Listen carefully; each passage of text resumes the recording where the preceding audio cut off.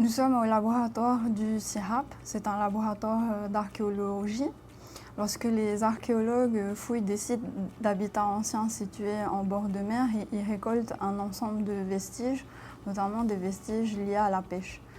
Parmi ces vestiges, il y a des engins, des hameçons par exemple, et des milliers et des milliers de restes de faune, des espèces que l'on retrouve dans la mer.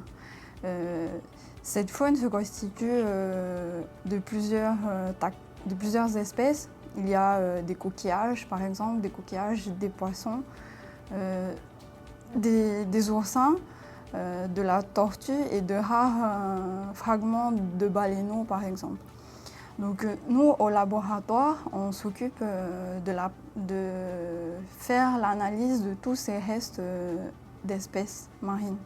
On va d'abord trier les sacs de fouilles et on va séparer tous les groupes. On va séparer les coquillages, par exemple, des ossements. Et parmi tous les ossements, on va récolter, moi je m'occupe principalement de récolter le poisson. Donc ici on se trouve sur le plan de travail où je détermine les espèces de poissons qu'on a retrouvées au cours des fouilles. Je détermine quelles sont spécifiquement les espèces de poissons. Pour ça, je prends l'os archéologique que je compare à un os de référence.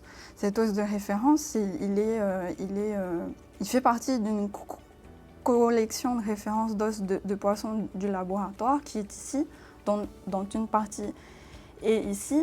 On a récolté du poisson frais avec de nombreux pêcheurs de plusieurs îles et tous ces poissons frais, on a pris des photos, on les a mesurés, on a pris le poids. C'est ce qui nous permet, nous, de pouvoir les comparer au matériel archéologique pour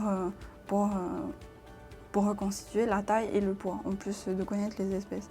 Donc là, par exemple, j'ai plusieurs vertèbres de poissons archéologiques. Je vais prendre une vertèbre et je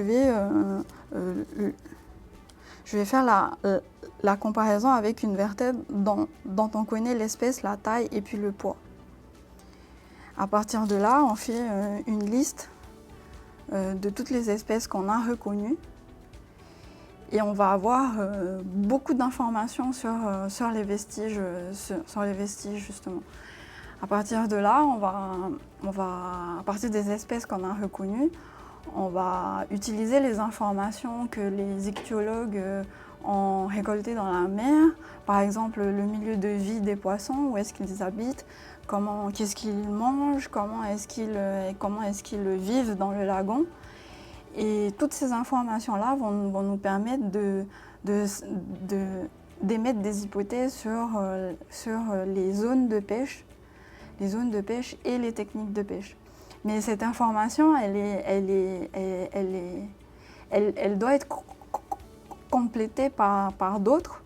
Donc, comme par exemple l'étude des coquillages que le labo fait aussi et l'analyse des engins de pêche comme les hameçons.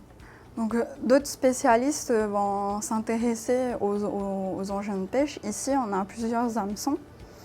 Ils vont faire des études sur la forme, sur la taille et aussi sur la manière dont ces hameçons sont fabriqués. Et c'est à l'aide de toutes ces informations qu'on est capable d'avoir un inventaire déjà de toutes les espèces qui sont capturées dans le temps, depuis l'installation des Polynésiens sur les archipels.